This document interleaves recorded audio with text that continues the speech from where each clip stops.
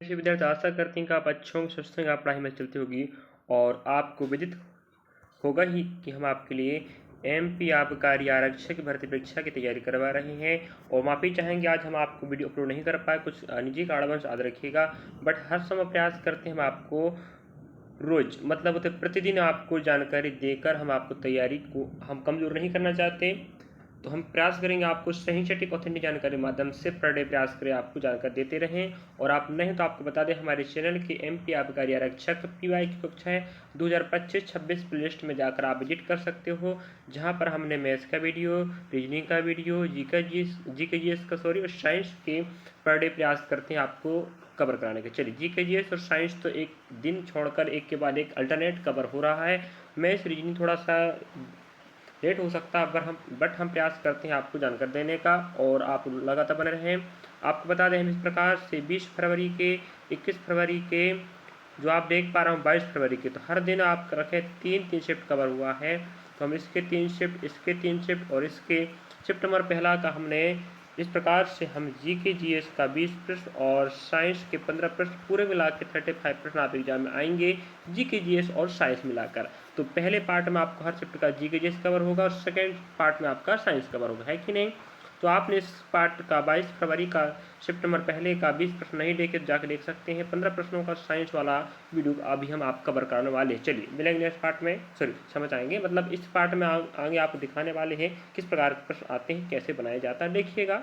चलिए तो पहला प्रश्न आप देख पा रहा हूँ, आप पता है 1 से लगा के लगातार आपको 20 क्रमांक तक आपको जीके से मिलेगा, बाकी आपको साइंस मिलेगा। तो प्रश्न क्रमांक 21 से लगा के आपको 35 तक साइंस का प्रश्न मिलेगा और ऐसे एग्जाम में आपको पैटर्न फॉलो करके मिलने वाला प्रश्न पहला कहता है निम्नलिखित में से किस भौतिक राशियों में केवल परिमाण है लेकिन दिशा नहीं है।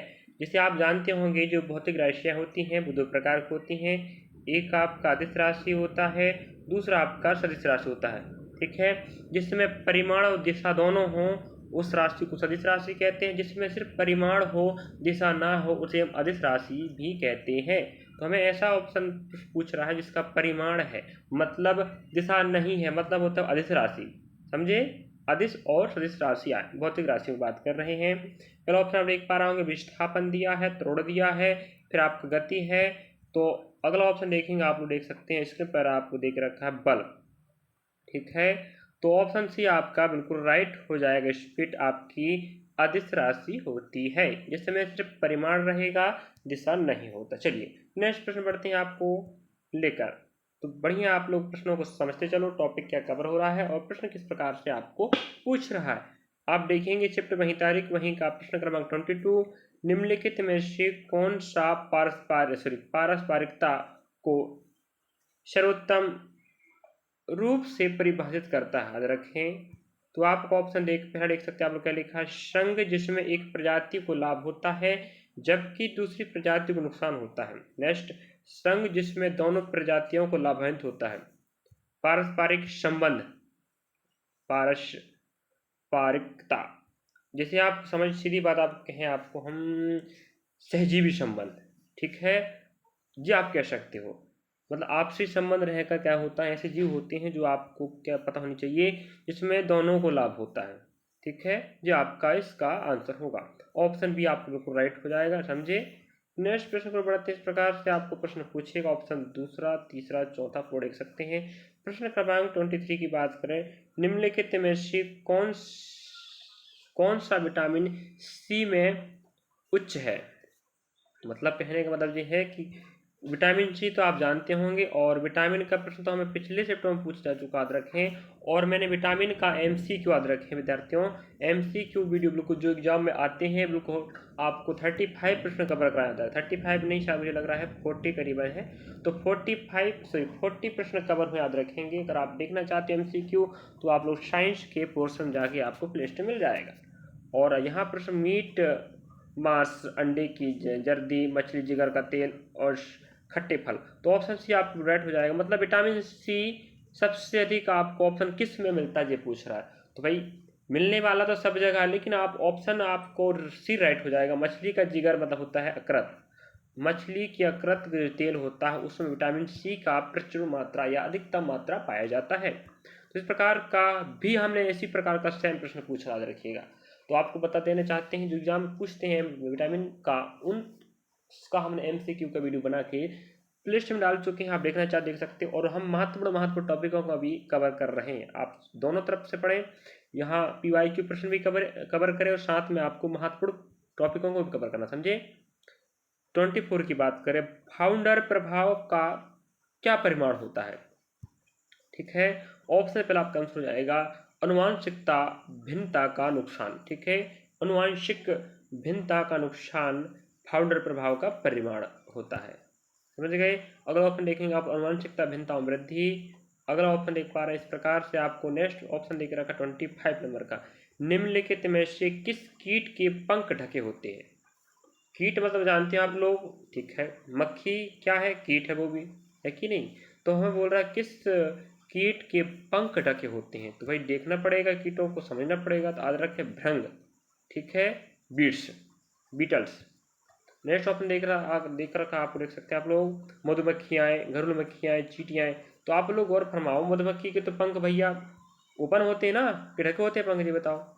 नेक्स्ट घरेलू मक्खियाँ आप देखो, चींटियाँ, सबके पंख क्या होते हैं, ढके होते, सॉरी ओपन होते हैं। बट जो भृंग आपका है, ध्यान रखिए, इसके क्या होते हैं, ढके होते हैं। चलिएगा, इस प्रकार से आपको संपूर्ण जीव जंतुओं के बारे में सारी इंटरनल संरचना और बाहरी संरचना और आंतरिक संरचना भी पढ़ना पड़ेगा, और लास्ट तक बने रहेगा। आपको ध्यान रखें 35 प्रश्न देखना है। 26 कहता है, निम्नलिखित में से किस कार्बन यौगिक में आयनों की अनुमति नहीं है। आयनों की अनुमति या कह सकते आयन की अनुमति नहीं है।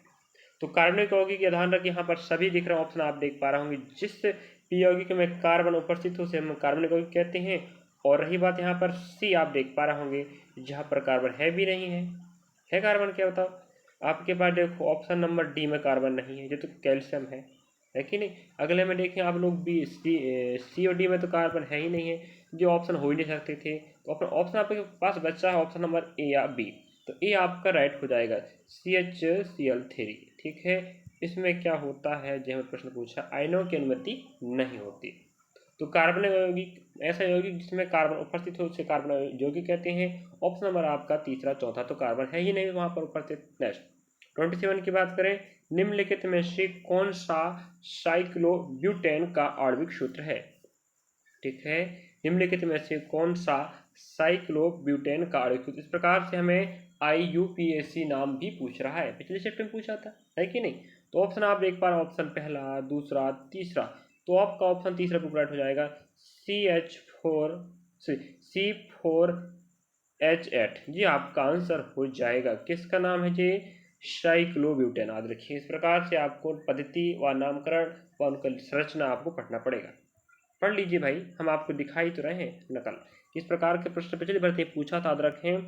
और जो विद्यार्थी 2023 के प्रश्नों के अनुसार तैयारी कर रहा है, याद रखें, प्रश्नों के अनुसार जो तैयारी करेगा वही इस बार 25 में नैया पार करेगा। और आपको पता है कि जुलाई में एग्जाम स्टार्ट होने वाला है, और अभी अपने पास 2 महीने पूरे बचे, कह सकते हैं। 2 महीने में अगर आप पिछले साल के प्रश्नों को उठाकर मैथ्स का कॉन्सेप्ट समझो, रीजनिंग का समझिए, जीके का, साइंस का पूरा देख लीजिए, किस टॉपिक से आ रहा है उसको आप लोग उठा के पढ़ लीजिएगा, टॉपिकों को देखिएगा, नंबर क्यों नहीं पढ़ते हैं।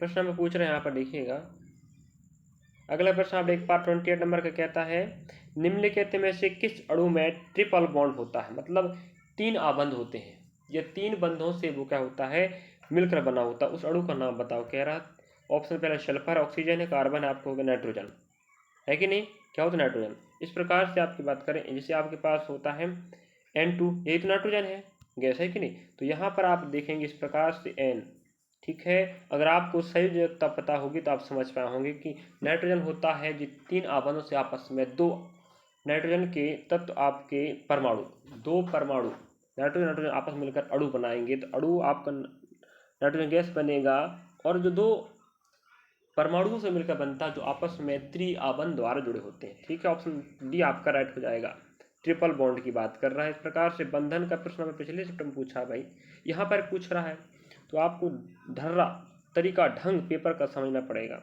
आइडिया लगाना पड़ेगा आपको कि भाई पिछले ईयर किस प्रकार से पूछा है। अगर आप नहीं देखते हो पिछले ईयर के प्रश्न तो आपको आइडिया ही नहीं लग पाएगा कि आप तैयारी कर क्या रहे हो। फिर आप कहोगे हम तो जो पढ़े थे वो तो प्रश्न आया ही नहीं पेपर में। क्यों आएगा भाई? भाई पिछले ईयर के प्रश्न देखो ना, वही पैटर्न फॉलो करके एग्जामिनर बनाता है पेपर बनाने वाला कि पिछले साल किस प्रकार के टॉपिक का प्रश्न आया था, पैटर्न वही फॉलो करेगा।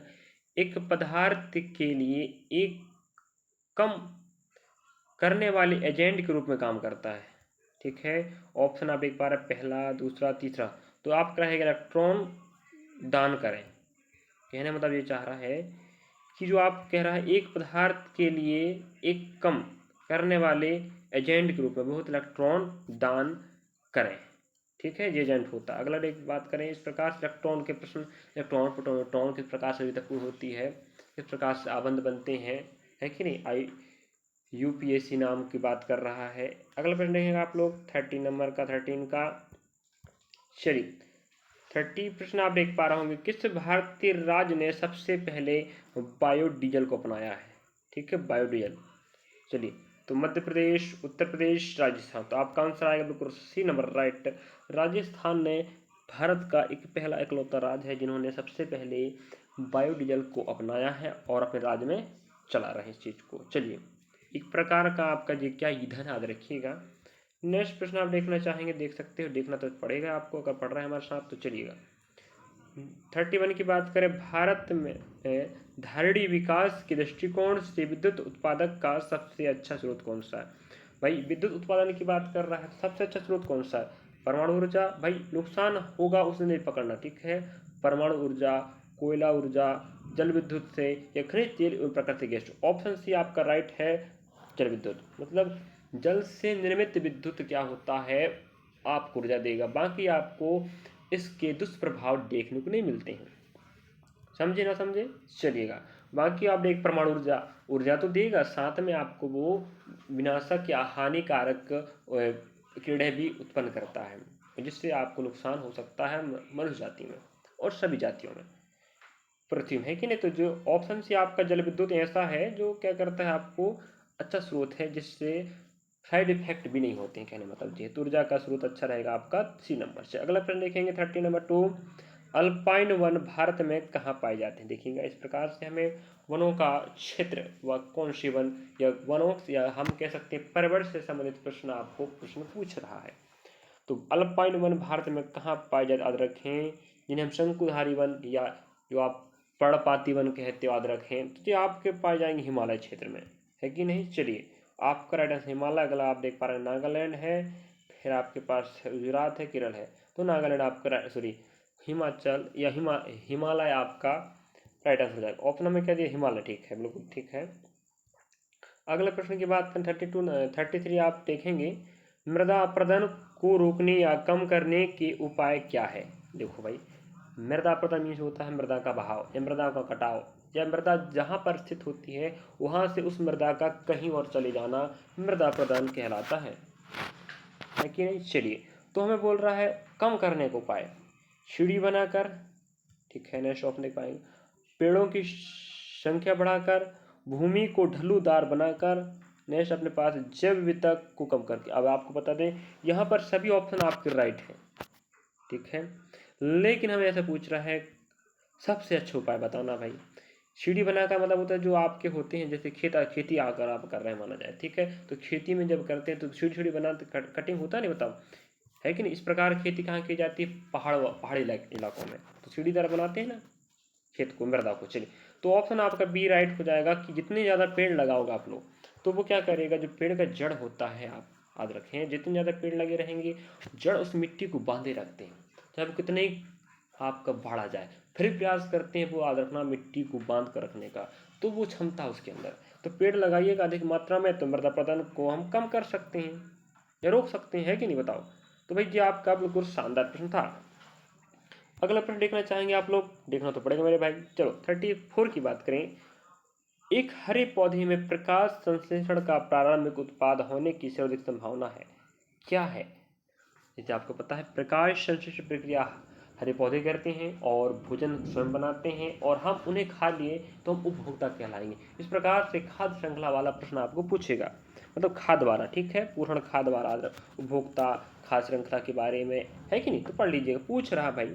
ऑप्शन पहला भोजन है, वर्षा है, एक साधारण चीनी स्टार्च, तो हमें ये पूछ रहा है प्रारंभिक उत्पाद होने की संभावना है।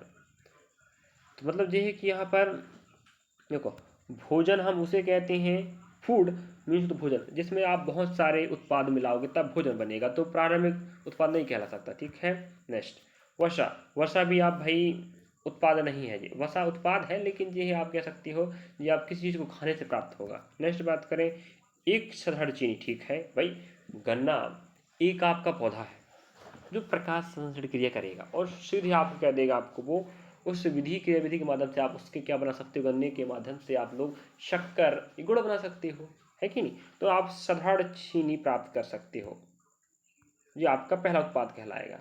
ठीक है, चलिए अगला प्रश्न देखेंगे। शिफ्ट का इस तारीख का लास्ट है और जी के जी का अगर आप 20 प्रश्नों का समाहार नहीं देखें शिफ्ट इस तारीख का तो जांच में देख सकते हैं। और आप शिफ्ट बाय डे बाय तुलनात्मक अध्ययन करना है और पढ़ना है मेरे विद्यार्थियों, तो नैया पार तो होने वाली है। चलिएगा, और आप लोग इस बार थोड़ा सा मेहनत कीजिएगा, हम आपके साथ हैं।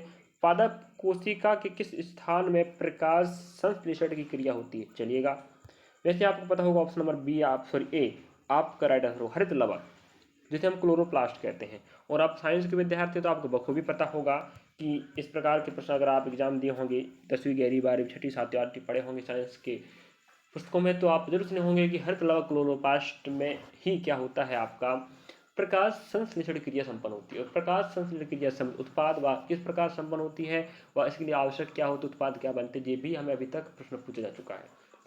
तो वही तो हम आपको बता दें, इस वीडियो के माध्यम से आपको हम अवगत करा रहे हैं कि पेपर में नकल कैसे लगाना है, किस प्रकार प्रश्न आते हैं। तो हरित लवक है, ग्रेना है, पुच्छात्मक कोशिका है, पड़ मधुताप है। इस प्रकार से हम इस प्रश्न के माध्यम से आपको 35 प्रश्न पूरे कवर करा चुके हैं। पार्ट 1 में 20 प्रश्न हैं और पार्ट सेकंड में आपको 15 प्रश्न, समझे।